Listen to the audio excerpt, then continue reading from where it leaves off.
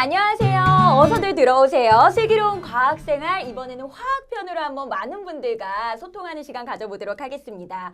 저는 오늘 진행을 맡은 박경인입니다. 반갑습니다.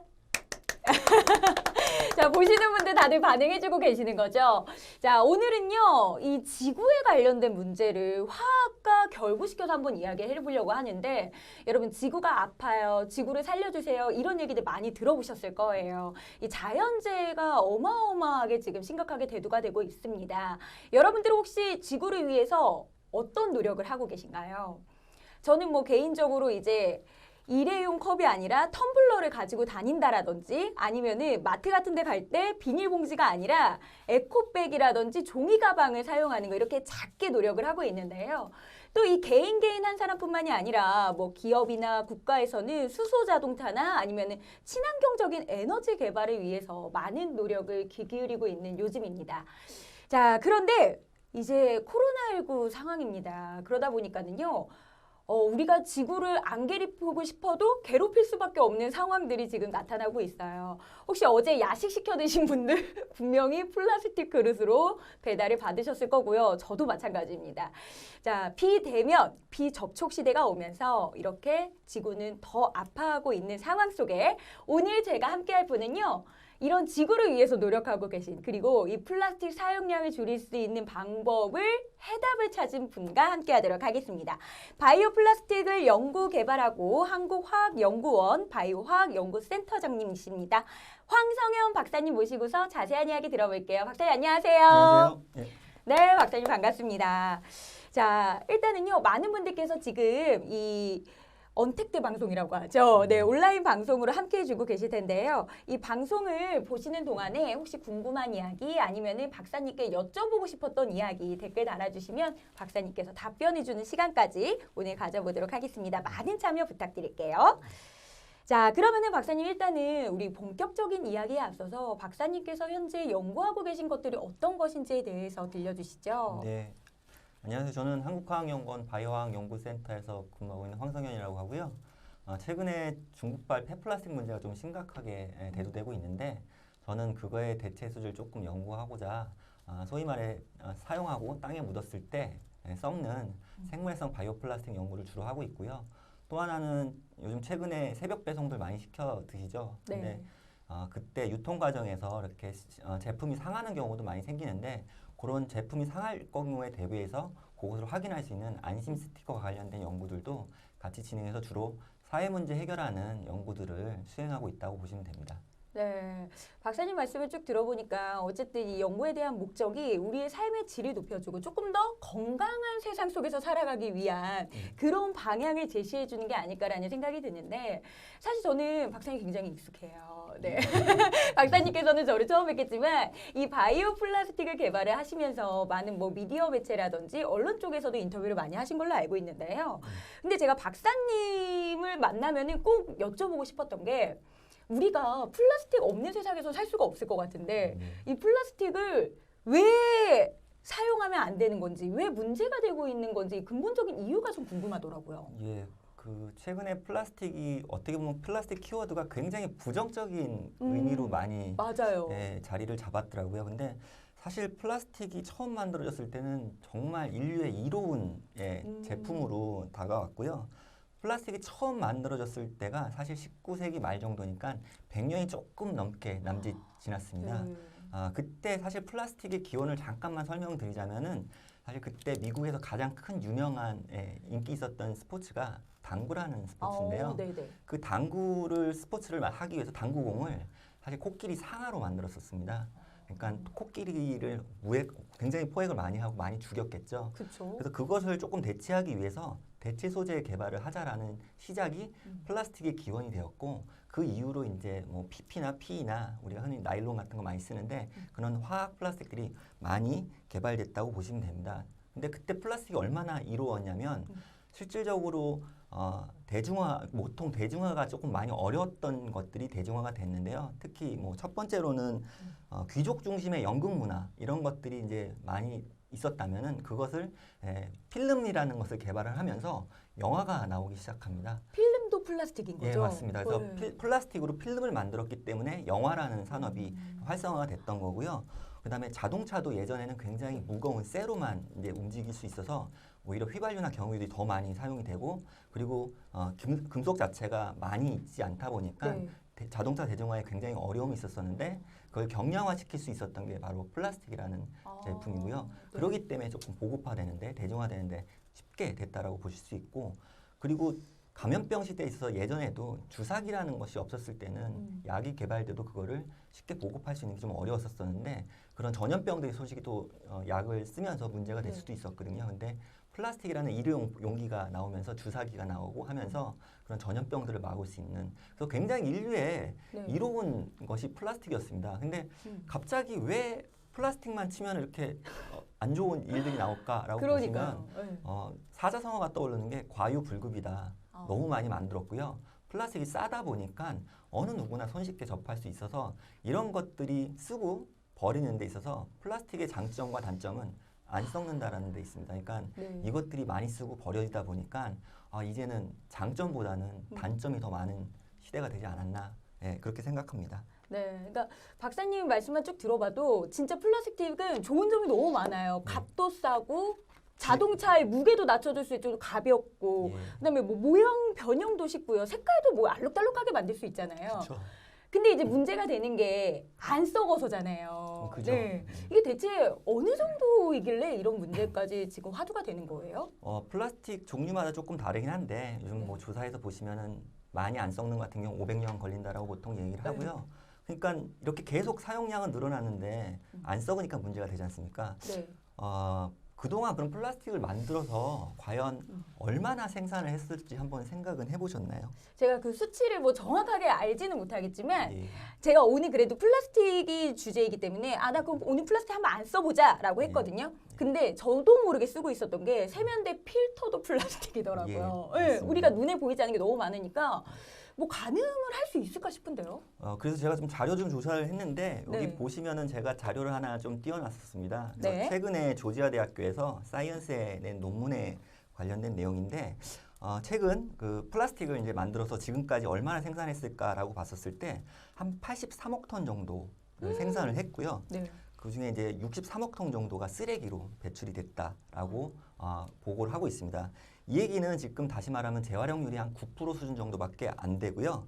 12%는 소각이 된 거고 네. 79%가 매립이나 자연으로 유출됐다라는 결과를 얘기를 할 수 있는데, 이 그림에서 보시면은 이 정도 그러면 63억 톤 정도의 쓰레기가 어느 정도의 양인지 체감이 안 되시지 않습니까? 안 돼요, 안 돼요. 예, 그거를 이제 수치화시킨 게 엠파이어 스테이트 빌딩 25,000개 정도, 와. 그다음에 에펠탑이 82만 2천 개 정도 수준으로 나온다고 보면 이게 엄청나게 어마어마한 양이고요. 또 이슈가 되는 건 뭐냐면 1950년도에 나왔던 석유의 플라스틱 생산량이 200만 톤 수준 정도밖에 안 됐었는데 지금 최근 10년 내, 그러니까 이 10년 내 도래한 게 2015년대에 3억 8천만 톤 정도의 생산량이 한 190배 정도까지 굉장히 가파르게 올라가고 있다는 추세를 볼 수 있고요. 이것도 연평균 성장률이 한 8.4% 정도 생산이 되고 있는데 이 모든 생산량의 대부분이 최근 10년 내에 도래를 했다라고 보시면 되고요. 이만큼 굉장히 좀 심각하게 플라스틱을 많이 생산을 하고 있고, 또 하나는 우리나라 기준으로 보게 되면은 최근에 기사들 많이 보셨을 텐데 1인당 플라스틱 생산량이 130kg가 넘어간다는, 우리나라 사람들이 사용량이 1인당 플라스틱 연 평균 사용량이 130kg가 넘어간다라는 보고들도 많이 보고가 되고 있고, 네. 또 우리나라 연안에 바다 쪽에 미세 플라스틱이라는 게 좀 있는데 사용 후 버렸을 때 이제 자연으로 흘러간다고 했지 않습니까? 근데 미세 플라스틱 농도가 전 세계에서 서해안이 1, 2등 수준이 된다라는 보고들도 많이 제시가 되고 있습니다. 그래서 우리나라가 이렇게 작은 나라인데 플라스틱 사용이 조금 너무 자유롭고 네. 편하기 때문에 그렇게 쓸 수는 있지만 조금 너무 자유로워서 많이 사용한 거 아닌가라는 경각심이 좀 드는 네. 자료들이 좀 많이 나오고 있는 것 같아요. 맞아요. 박사님 말씀을 쭉 듣고 보니까 어쨌든 이 경고를 읽어서 우리나라에서도 뭐 프랜차이즈 커피숍 같은 데 가면은 이제 일회용 컵이 아니라 텀블러나 아니면 머그컵으로 대처하고 있잖아요. 네. 그리고 심지어 이제 자기 컵을 갖고 다니면은 가격 할인도 해주더라고요. 네. 그 정도로 뭔가 이득이 있어야 사람들에게 이제 플라스틱을 안 써야지 이런 생각이 들지 않을까라는 생각이 드는데, 근데 박사님, 이 정도로 정말 플라스틱이 우리 주변에 너무 많이 있어요. 지금 제 몸에 쥐고 있는 뭐 볼펜도 그렇고요. 안고 있는 의자도 그렇고 뭐 저희 주변에 뭐 액자부터 에어컨 뭐 안 들어간 데가 없잖아요. 그죠? 근데 그러면은 안 써야 되는 게 맞는 건데 여기에 대한 해답은 좀 어떻게 해주실 수 있으실까요? 그죠. 그러니까 플라스틱이 지금 우리 생활에 없는 게 없습니다. 앞서도 얘기 드렸지만 자고 일어났을 때부터 다시 잠들 때까지 과연 플라스틱을 한 번도 안 만져보는 시간이 과연 얼마나 있을까 생각을 해보시면 아마 거의 없다고 보시면 됩니다. 저도 자고 일어나서 이빨을 닦지 않습니까? 네. 이빨 닦을 때 칫솔도 플라스틱이고요. 심지어 세수할 때 세안제도 그 안에 미세 플라스틱이 들어가 있습니다. 그리고 출근해서 아침에 커피 한 잔 먹을 때 일회용 플라스틱을 사용한다면 그것도 플라스틱이고 점심 먹을 때 요즘은 플라스틱 젓가락들도 많이 쓰시고요. 맞아요. 여러 가지 용도가 있고요. 뭐 저녁에 들어오셔서 다시 잠을 잘 드고 침대 안에 섬유들도 다 플라스틱으로 있기 때문에 진짜요? 예, 24시간이 플라스틱과 접촉하지 않을 수 없는 그런 거라고 보실 수 있고 네. 그렇기 때문에 사실 편리한 시대에 플라스틱이 정말 우리 생활에 이로운 존재인 건 맞습니다. 근데 아까처럼 너무 많이 사용하는 게 문제겠죠. 그러니까 네. 조금 아껴 쓰고 아까 얘기했지만 자원에 대한 재활용 차원에서 이 플라스틱을 쓰게 된다고 하면 사실 예전에 옷을 입기 위해서는 동물의 가죽을 벗겨서 많이 입었지 않습니까? 네. 물자가 없었을 때는 그런 것들 다 대체했기 때문에 플라스틱이 굉장히 이로운 제품이고 아껴 쓰고 재활용하는 방법을 우리가 고민한다면 조금 더 환경 오염에 있어 줄여나갈 수 있는 방법이 제시가 되지 않을까 생각이 되네요. 네, 그러니까 어쨌든 플라스틱은 우리의 삶에 너무나 많이 녹아들어 있고 스며들어 있기 때문에 안 쓸 수는 없지만 최대한 이거를 안 쓰기 위해서 노력은 해야 된다 이런 말씀해 주셨는데 그런 노력 끝에 박사님께서 오늘 저희 주제인 100% 분해되는 생분해성 플라스틱 개발에 2016년부터 오셨죠? 예, 그 정도부터 연구했던 것 같습니다. 네, 이렇게 어쨌든 지금 20년이니까 굉장히 오랜 시간이라고 하면 오랜 시간일 수 있는데 이렇게 연구를 해온 끝에 이제 바이오 플라스틱을 개발을 하신 것 같아요. 근데 처음에 그 박사님의 발상이 궁금해요. 계기. 이거 왜 필요할까 이런 거. 그때도 굉장히 플라스틱, 폐플라스틱 문제가 조금 많이 10여 년 전부터 이슈가 되었던 건 사실입니다. 근데 생분해성 플라스틱이 사실 우리 일상생활에서 익숙하지가 않은 것뿐이지 미국이나 유럽에서는 20여 년 전부터 굉장히 생분해성 플라스틱에 대해서 인식을 많이 해왔고 제품 개발이 많이 이루어져 있었었는데 가장 큰 문제점은 처음 만들었을 때는 생분해성 플라스틱이 굉장히 약했습니다. 그래서 유럽 여행을 가보신 분들은 알겠지만 일회용 봉투에 그걸 집어넣었을 때는 이제 무거운 거 들면은 비닐이 이렇게 축 처지면서 쉽게 맞아요. 뜯어지거나 이런 것들을 경험해 보신 분들도 계실 거고요. 그래서 그 밑에 문구에 이렇게 손으로 잡고 이동을 하라는 얘기도 많이 있었었는데 우리나라에서는 그렇게 사용하면 이렇게 불편한 거 안 쓸 거야 이런 분들이 사실 좀 많았었어요. 그래서 우리 연구팀에서 사용할 때는 굉장히 조금 강하게 사용하고 그리고 분해할 때 조금 쉽게 분해될 수 있는 것들을 조금 고민을 해보자라고 생각을 했고요. 그 원리를 공동 연구를 통해서 확인했던 게 옛날 선조들이 볏짚으로 진흙집을 질 때요. 쉽게 진흙이 무너지는 걸 막기 위해서 볏짚을 그 사이에 섞어서 이렇게 벽을 올렸습니다.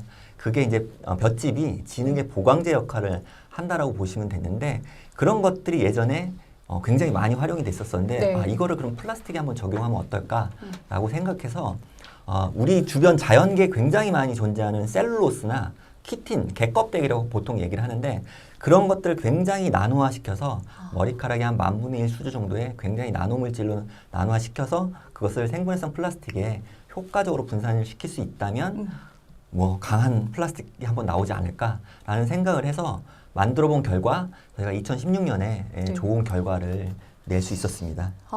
그러셨군요. 아니, 지금 뮤랑님께서 플라스틱 정말 많이 쓰네요. 생분해 바이오 플라스틱 응원합니다. 라고 댓글을 달아주셨어요. 자, 그렇다면은 이 바이오 플라스틱과 우리가 지금 시중에 사용하고 있는 그냥 플라스틱 있잖아요. 이게 과연 이제 어쨌든 더 장점이 많이 있거나 그래도 비슷한 장점들을 가지고 있어야 선호할 것 같거든요. 그죠. 예전에는 바이오 플라스틱이 친환경이라는 키워드만 갖고서도 뭐 사용을 해야 됩니다라고 얘기했지만 사실 이제는 사용하는데 불편하면은 굉장히 좀 어려운 부분이 있습니다. 그래서 제가 동영상 하나 준비를 했는데요. 우리 연구원에서 만든 이제 고강도 생분해성 바이오 플라스틱을 보시면은 이렇게 가운데 왼쪽에 가운데 그림이 우리 연구에서 만든 플라스틱인데 일반 생물성 플라스틱에 비해서는 굉장히 강하고요. 석유의 플라스틱에 비해서도 동등 이상의 물성을 나타낼 수 있습니다. 때로는 이것들을 부들부들한 비닐봉투로 만들었을 때는 쉽게 찢어지지 않게끔 만들어야 되는데 오른쪽 그림의 가운데를 보시면은 이렇게 굉장히 질긴 느낌으로 플라스틱이 찢어지는 느낌을 보실 수가 있는데요.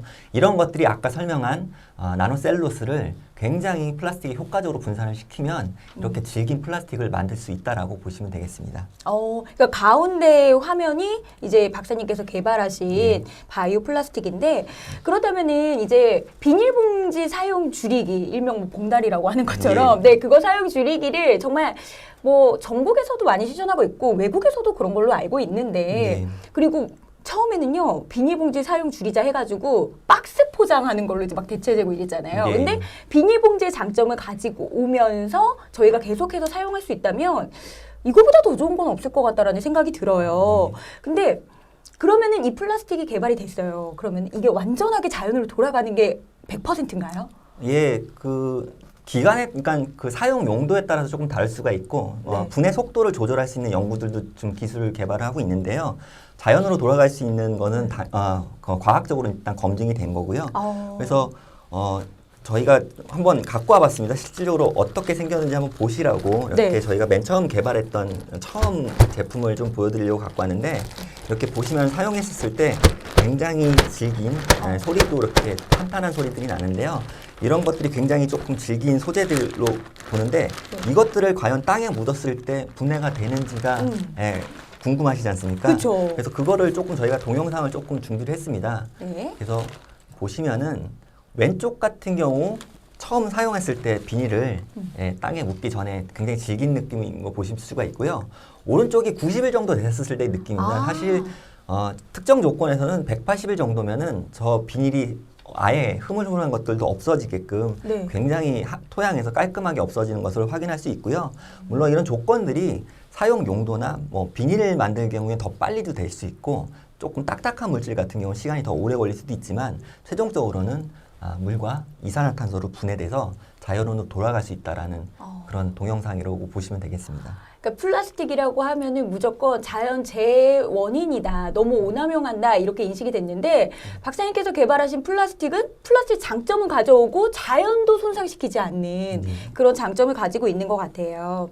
근데 친환경 플라스틱 이렇게 얘기를 하면은 사실 아직까지는 우리한테 익숙하지는 않은 단어잖아요. 그리고 과연 이게 친환경인지 이게 우리가 기존에 사용하던 건지 구분도 안 될 것 같거든요. 그렇다면은 가장 중요한 게 플라스틱 정말 많이 사용하지만 우리 엄마들은 아이들한테 안전한 거 먹을 때도 안전한 그릇 뭐 이렇게 사용할 것 같은데 여기에도 다 이제 사용의 그게 없는 건가요? 가장 소비자들이 걱정하는 거는 플라스틱은 환경 호르몬이 다 나온다 막 이런 얘기 많이 하시지 않습니까? 아니에요? 네, 플라스틱이 모든 플라스틱이 다 환경 호르몬을 배출하는 것은 아닙니다. 그래서 그런 특정 플라스틱들이 환경 호르몬을 배출하고 있는데 그런 것들에 대해서 조금 막기 위해서 이제 이전부터 이제 조금 환경 규제 정책으로 그런 환경 호르몬들이 나오는 물질은 유아 용품이나 이런 데 사용을 이제 금지하는 품목으로 잡혀가고 있고요. 그다음에 사실 말씀하셨던 대로 각 분리수거를 할 때 플라스틱이 굉장히 많습니다. 저도 집에서 분리수거를 해보면요, 이게 어떤 게 분리수거가 품목인지 아닌지 저도 헷갈릴 때, 전문가인 저도 헷갈릴 때가 있어서 이런 것들을 조금 더 양을 줄이고 이렇게 조금 체계화를 시키는 것들을 이제 정부에서 조금 해야 되지 않겠냐라는 생각을 하는 게 알루미늄 캔은 분리수거 되게 쉽게 하시죠. 그렇죠. 왜일까요? 알루미늄 캔 하나밖에 없지 않습니까? 그렇죠. 딱 보면 아니까. 그냥 보면 알루미늄 캔 다 알 수 있으니까. 맞아요. 근데 플라스틱은 종류가 너무 많아요. 그래서 수십 종류가 될 수 있고요. 그거를 섞을 수도 있고 하기 때문에 분리수거하는 것 자체가 굉장히 어려워서 이것들을 앞으로는 대체 소재 개발을 하지 않으면 무조건 재활용을 해야 되는데 그런 소재들을 조금 더 관리하는 정부적인 정책들도 필요하지 않을까 그렇게 고민을 좀 해봤습니다. 박사님 말씀을 쭉 듣다 보니까 아까 전에 저희가 방송 들어가기 전에 저 정말 깜짝 놀랐던 게 이거는 진짜 플라스틱 아니겠지 했던 것 중에 하나가 플라스틱인 게 우리가 매일 지금 뭐 일상생활처럼 하고 다니는 소지품 중에 하나인 마스크도 그죠? 예. 플라스틱이라고 하더라고요. 마스크 안에 들어가 있는 필터라고 얘기했으니까 필터 자체가 우리가 가장 많이 쓰고 있는 폴리프로필렌이라는 플라스틱들을 많이 쓰고 있고요. 그래서 그거를 이렇게 필터식으로 만든 거고요.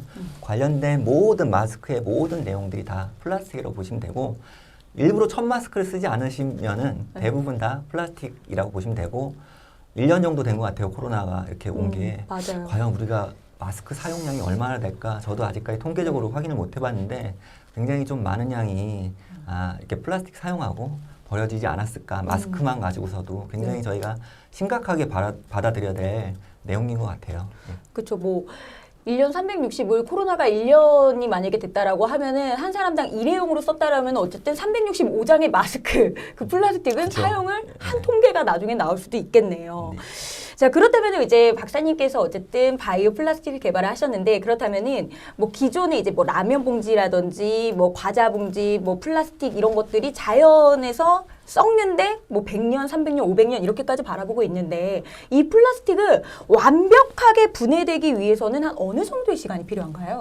지금 가장 가까운 거는 6개월 이내에 분해가 될 수가 있고요. 그리고 1년 또는 3년짜리 이런 분해가 조금 더 오래 견뎌야 될 것들이 좀 있는 게 우리가 조금 오해를 할 수 있는 것들이 생분해성 플라스틱은 무조건 빨리 분해돼야 된다라는 선입견이 있어요. 근데 그렇지 않은 게 우리는 사용할 때 어머님들이 미리 사셔서 유통기간이라는 게 있지 않습니까? 미리 재워놓고 사용할 수도 있고 하는데 내가 쓸 때 분해가 막 가고 있으면 조금 어렵지 않겠습니까? 그러니까 제품마다 분해하는 속도가 다 달라야 되는데 지금은 법적으로는 사실 분해 기준이 딱 한 가지로 정해져 있습니다. 그래서 그런 것들을 조금 더 사용하는 제품마다 여러 가지 용도를 확대할 수 있게끔 만드는 것도 조금 필요한 거고요. 결론적으로 지금 상품화를 시킬 수 있는 제품은 6개월 안에 100% 분해가 되는 제품들이 나와줘야만 그래서 지금은 가장 흔하게 편하게 사용할 수 있는 이런 일회용 봉투들이 가장 적합한 어플리케이션이라고 생각을 해서 그런 연구들 조금 많이 했고요.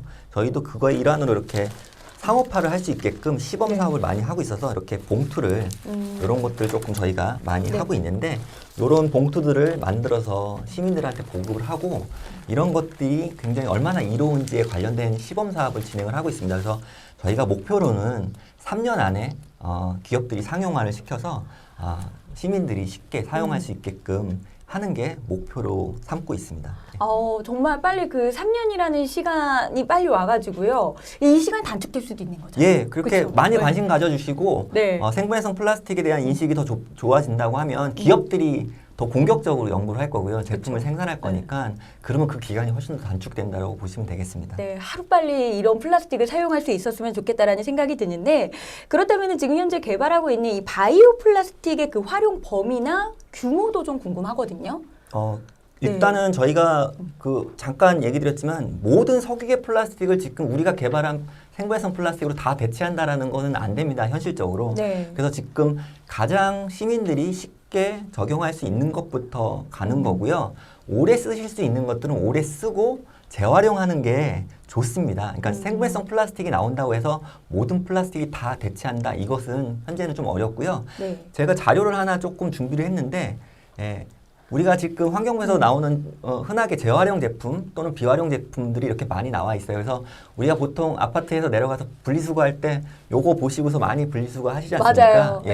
근데 사실 실질적으로 재활용 제품 중에 이런 비닐봉투나 일회용 컵, 식기류는 음식물이 묻어 있는 경우는 굉장히 재활용하기가 어렵습니다. 왜냐하면 재활용장에 가보시면 알겠지만 적은 인력으로 그 재활용을 하기 때문에 사실 이렇게 깨끗한 페트병들은 분리수거해서 재활용하기 쉽지만 음식물 묻은 것 같은 경우는 원상태로 다시 쓰기에는 굉장히 어려워서 우리가 개발한 생물성 바이오 플라스틱들이 어쩔 수 없이 사용될 수 있는 이런 비닐봉투나 식기류나 위생장갑, 일회용 컵 등에 적용되면 좋지 않을까 생각해서 우선적으로는 저희가 이런 연구들을 진행을 하고 있고요. 아예 비활용 제품들, 진짜 이거는 분리수거해도 재활용이 안 되는 이런 제품들은 우리가 쓰고서 어쩔 수 없이 버려야 되는 거기 때문에 이런 용도로 생분해성 플라스틱이 먼저 사용이 된다고 하면 지금 발생되고 있는 이 폐플라스틱 문제를 조금이라도 절감시킬 수 있는 효과가 있지 않을까 생각해서 이쪽으로 지금 저희가 먼저 시작을 하고 있습니다. 네, 진짜 이 화면을 보니까는 저도 헷갈렸던 게 굉장히 많이 있고 예. 그리고 음식물에 일단 묻어있는 플라스틱 자체는 어쨌든 재활용이라는 그 단어 자체가 맞지 않은 거네요. 네. 자, 그렇다면 앞으로 이제 바이오 플라스틱에 대한 연구가 계속해서 이루어질 것 같은데 어떤 게 조금 더 필요한 상황이에요? 아까 얘기 드렸듯이 사용 용도에 맞춰서 지금 그런 것들 좀 강하게도 만들어야 되고요. 때로는 열에도 강한 것도 있어야 되고 용도가 다변화가 돼야 됩니다. 석유계 플라스틱은 다양한 소재들이 만들어져서 그 용도에 맞게끔 적용을 많이 시키고 있는데 생분해성 플라스틱은 아직까지는 그렇게 다양한 용도로 적용되는 소재들이 많지는 않습니다. 그래서 그런 것들을 조금 대체 소재에 맞게끔 저희가 계속 개발을 하고 기업들이 상용화 시킬 수 있도록 좀 지도할 수 있게끔 노력을 해야지만 저희 주변에 있는 생활용품들에 다양하게 적용을 시킬 수 있다라고 보실 수 있습니다. 예, 이거는 정말 개인적으로 궁금해서 여쭤보는 건데요.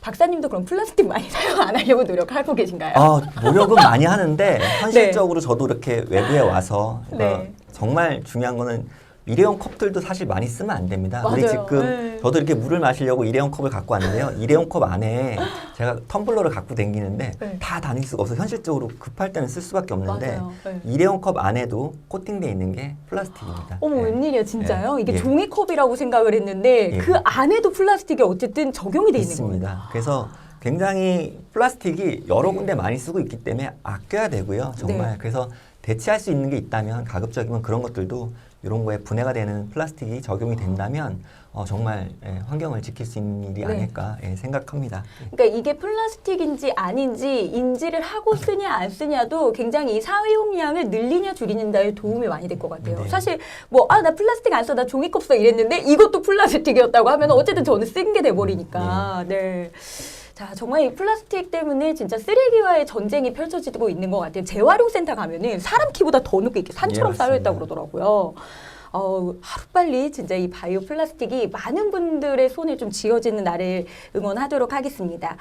자, 그렇다면 박사님, 지금 이제 플라스틱 신세계를 경험을 해주시고 계시고 저희와 소통하고 계시는데 이 외에 또 다른 것들도 연구 중이라고 들었어요. 어떤 예. 것들을 지금 현재 연구하고 계신가요? 이거는 생분해성 플라스틱하고는 조금 다른 연구인데요. 저희가 최근에 이제 개발한 것들은 그 햄버거병이라는 게 좀 저희도 우리 애기들도 햄버거 좋아해서 햄버거를 좀 많이 먹는데 예전에 햄버거 패티가 안 익어서 아니면 그런 게 변질돼서 굉장히 햄버거병이 되게 조금 심각했던 맞아요. 게 있었었는데 그래서 우리 연구팀에서 고민했던 게 그게 뭐가 문제가 있을까 생각을 해보니까 이 유통 과정 때 냉동 제품 그 탑차에 이제 보통 그 콜드 체인이라고 보통 얘기하는데요. 냉동 상태에서 배송을 해야 되는데 그거를 조금 아끼기 위해서 그걸 끄는 경우도 있다고 하더라고요. 그래서 그런 것들이 냉동에 안전하게 그 배송이 됐을지 확인하는 저희가 안심 스티커를 개발해서 요것들이 상온에 많이 노출되면은 시그널이 뜨는 그런 스티커를 개발을 해서요. 그런 것들 곧 이제 제품화 시켜서 새벽 배송이나 우리 안심 먹거리 위주의 제품 배송할 때 붙일 수 있게끔 좀 노력을 하려고 연구 진행 중입니다. 정말 다양한 분야에서 지금 연구를 하고 계시는 만큼 박사님께서 하고 계시는 이 연구들이 하루빨리 진짜 우리 눈앞에서 볼 수 있었으면 좋겠다라는 생각이 듭니다. 자, 그래서 저희가 라이브 방송 이전에 이제 질문을 해주셨던 사전 질문에 대해서 한번 질의응답하는 시간을 가져보려고 하는데요. 이거 저도 궁금해요, 박사님. 어쨌든 이제 바이오 그 다음에 플라스틱이잖아요. 네. 그럼 이거는 재활용할 때 플라스틱에다가 버려야 되나요? 예. 이게 가장 네. 큰 어려운 점입니다. 저도 그래서 계속 그런 법안 정도를 좀 계속 해달라고 부탁드리는 게 가장 큰 문제는 사실 바이오 플라스틱 사용량이 석유에 비해서 우리나라에서 사용하는 게 1% 미만입니다. 그래서 굉장히 작은 양을 사용하고 있어서 이것들을 어떻게 해야 될지 막 처리 곤란하시는 분들이 좀 많은데 사실 정확하게 얘기를 드리자면 생물성 바이오 플라스틱도 분리수거를 해서 매립을 시켜야 물과 이산화탄소를 분해해서 자연으로 돌아가는데 지금은 석유계 그 종량제 봉투에 다 집어넣어서 소각을 시키지 않습니까? 그래서 생물성 플라스틱은 소용이 없어. 어차피 소각시키니까 이런 내용들이 좀 많이 있는데요. 사용량이 많이 늘면은 그것들을 분리수거해서 다시 땅에다 매립시킬 수 있게끔 하고 어쩔 수 없이 소각시켜야 되는 제품들은 소각장으로 가는 이렇게 분리 시스템을 찾아야 되는데 제가 그래서 요즘 계속 정부나 기업들한테 요청하는 게 이런 PPT 자료를 하나 만들었는데요. 우리가 분리수거를 다 합니다. 근데 네. 생분해성 플라스틱이 많이 사용이 된다고 하면 생분해성 플라스틱도 이렇게 분리수거를 해서 매립장으로 갈 수 있게끔 만들어 달라라는 겁니다. 그래서 생분해성 플라스틱은 부족한 부분을 해결해주는 이제 대체제인 건데, 그래서 그런 새로운 규정을 만들어줘야지만 이 실질적인 생분해성 플라스틱의 효율성이 더 높아진다라고 보실 수가 있고요. 그래서 지금 현재는 각 지자체에다가 제가 이렇게 부탁들을 많이 하는데, 울산광역시에서 이런 시범 사업을 통해서 이렇게 분리수거를 하고 특정 기업이 그 편의점 같은 데 가보시면 분리수거 다 돼 있지 않습니까? 맞아요. 네. 거기에 한켠에 생분해성 플라스틱을 쓰고 이렇게 재활용할 수 있게끔 공간을 마련해서 이렇게 시범적으로 운영을 하고요. 이것들이 효과가 있다면 전국적으로 확대를 해보려고 하는 노력을 지금 하고 있습니다. 그래서 곧 생분해성 플라스틱 재활용 통이 나올 거니까 조금 관심 가져주시고 네. 조금 활용을 해주셨으면 좋겠습니다. 그죠. 이제 저희가 재활용하는 날이 이제 매주 뭐 요일이 정해져 있는 아파트나 네. 이럴 때 가면은 항상 뭐 한 4개, 5개 이렇게 있는데 나중에는 이제 박사님께서 원하시는 거는 생분해 플라스틱 통이라는 게 하나가 더 추가가 네. 돼야 된다. 네. 네, 많은 분들 좀 관심을 가져주셨으면 좋겠습니다. 그리고 다음 질문은요. 이게 우리나라뿐만 아니라 세계 모두가 쓸 수 있는 플라스틱이 맞나요? 예, 맞습니다. 근데 이게 상업화가 되려면 기업들은 만들 수 있는 권리가 있어야 되는데 그게 바로 특허 권리인데요. 미국이나 유럽은 자기들 스스로 만들 수 있는 특허들이 다 보유가 되고 있었는데 우리나라 같은 경우는 생분해성 플라스틱 만드는 이제 특허권이 없었던 상태입니다. 근데 요번에 저희가 만든 소재가 해외 특허까지 다 등록이 돼 있는 상태라서 네. 현재 국내 대기업이 지금 그거를 기술 이전을 해간 상태입니다. 그래서 그것들을 생산할 수 있으면 전 세계적으로 수출도 할 수 있는 기회가 열려 있기 때문에 기업들이 공격적으로 지금 연구 개발을 하고 있는 상황입니다. 이게 해외로까지 만약에 수출이 된다면은 정말 어떻게 보면은 수출의 한 장을 또 열 수 있는 하나의 예. 품목이라고 해야 되나요? 네, 맞습니다. 네, 품목이 되지 않을까라는 생각이 듭니다. 그렇다면은 다음 질문이 원래 특허권은 어느 나라에 있나요?라고 했거든요. 본 기술 개발은 네.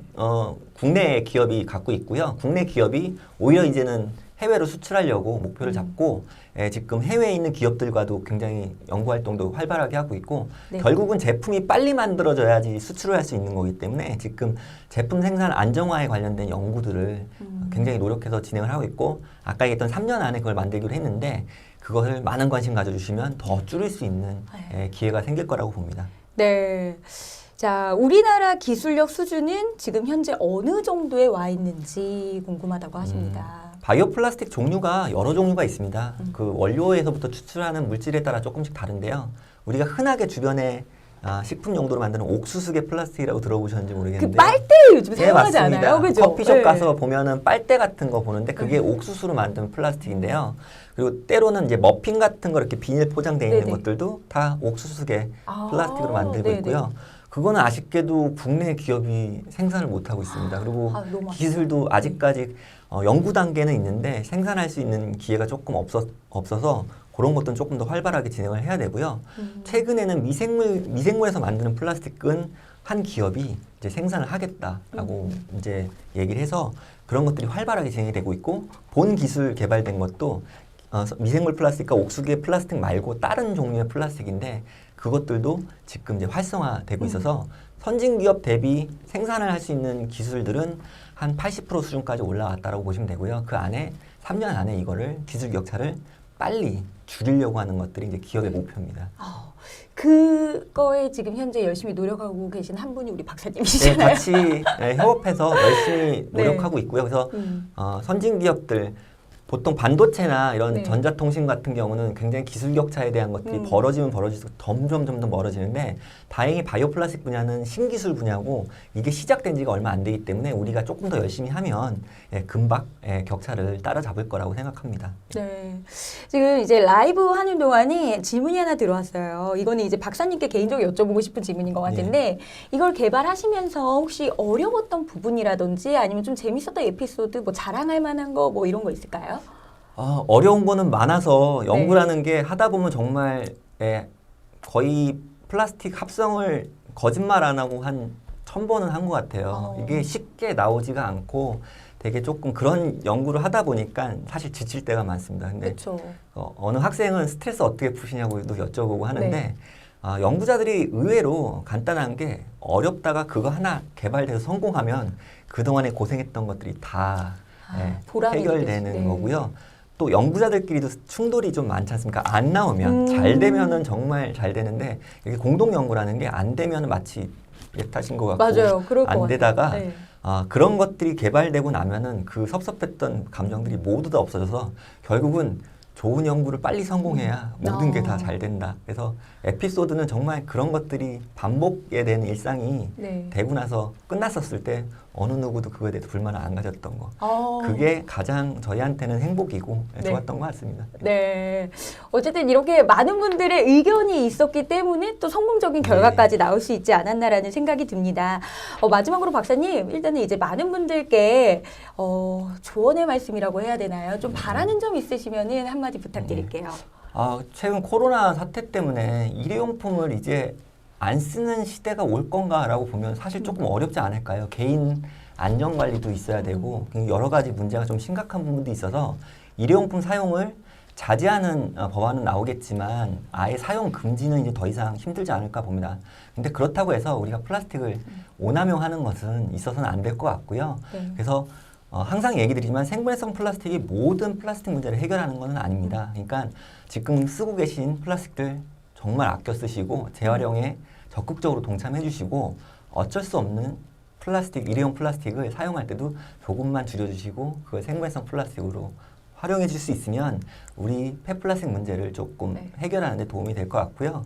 제가 항상 얘기 드리지만 플라스틱은 과학으로 만들어냈거든요. 네. 과학으로 만들어낸 플라스틱 문제 과학으로 해결할 테니까 많은 관심 가져주시면 네. 저희가 최선을 다해서 이 문제를 해결하도록 하겠습니다. 네. 박사님 마지막 말이 탁 가슴에 꽂히는 것 같아요. 과학으로 만든 플라스틱을 이제는 과학으로 해결하겠다. 정말 저는 이제 사실 박사님의 이야기를 하면서 쭉 들었던 생각이 어떤 거냐면 이제 어쨌든 박사님은 과학자시잖아요. 연구를 하시는 분인데 결론적으로 그 최고 위로 올라가면은 우리 나라뿐만 아니라 전 세계의 이 환경을 위해서 또 노력하고 있는 분이 아닐까. 이거는 이제 과학자라는 단어보다 그 앞에 또 다른 수식어가 붙어야 되지 않을까. 이런 생각이 들 정도로 정말 우리 자연을 위해서 고민하고 또 연구했던 그 결과가 지금의 바이오 플라스틱의 탄생이 있지 않았을까라는 생각이 듭니다. 많은 분들 대표해서 제가 감사 인사를 먼저 드리도록 하겠습니다. 네. 쓰레기 처리 방법도 궁금했는데 저와 같은 생각을 하신 분이 계셨군요. 너무 잘 봤습니다. 이런 내용 많이 알려져서 우리 모두 함께 노력해야 할 것 같아요. 이런 식으로 이제 많은 분들이 댓글을 남겨주고 계시는데요. 맨 처음에 박사님께서 이제 이거를 개발을 하셨고 언론에 노출이 됐을 때 많은 분들께서 응원을 해주셨다고 들었어요. 네. 네. 보통 연구자들이 개발해서 이렇게 얘기를 하면 학술 논문에 먼저 이렇게 게재를 많이 하는데요. 네. 그렇게 됐을 때 이제 댓글을 보면은 상용화 얘기가 항상 그쵸, 나오기 그쵸. 때문에 네. 안 좋은 얘기들이 많이 있습니다, 사실. 근데 요번에 저희가 이렇게 제품을 개발을 하고 시민들한테 접근할 수 있는 방법을 제시를 하다 보니까 굉장히 긍정적인 댓글들은 많았고요. 그래서 저희가 더 힘이 많이 났고 그래서 앞으로도 이렇게 학술적인 연구도 많이 중요하지만 이 연구를 가지고서 국민들한테 조금 더 이렇게 문제를 해결할 수 있는 거에 접근할 수 있다면 더 많은 선풀이 달리지 않을까라고 생각해서 열심히 하려고 하고 있습니다. 그 당시에 댓글이 몇 개셨나요? 한 4,000개 정도 제가 4,000개가 선풀이었다면 이제 이게 더 많이 알려져서 정말 우리나라 많은 분들께서 댓글로 빨리 상용화가 됐으면 좋겠다. 여러 기업들에서 빨리 좀 출시집했으면 좋겠다. 이런 댓글이 이제 어쨌든 이 상용화를 줄이는데 굉장히 큰 역할이 되겠네요. 많은 분들이 바이오 플라스틱에 대해서 많은 관심 가져주시고요. 우리 자연을 위해서도 많은 관심 가져주는 게 첫 번째 지름길이라는 거 잊지 마시기 바랍니다. 자, 오늘 이야기는 여기까지 해보려고 합니다. 어떻게 여러분들 잘 시청하고 또 유익한 시간 되셨는지 모르겠는데요. 과학을 일상으로 들어오는 기술이 이제 우리가 보다 건강하고 윤택하고 편리한 삶을 만들어 나가고 있는 기술로 발전을 하고 있습니다. 그중에 이제 한 분이신 우리 박사님과 오늘 함께 했고요. 앞으로 바이오 플라스틱에 대해서 많은 관심 부탁드리도록 하겠습니다. 마지막으로 이거 한번 외치고 끝내고 싶어요. 과학으로 만든 플라스틱, 과학으로 해결한다. 이렇게. 네. 과학으로 만든 플라스틱, 과학으로 해결한다.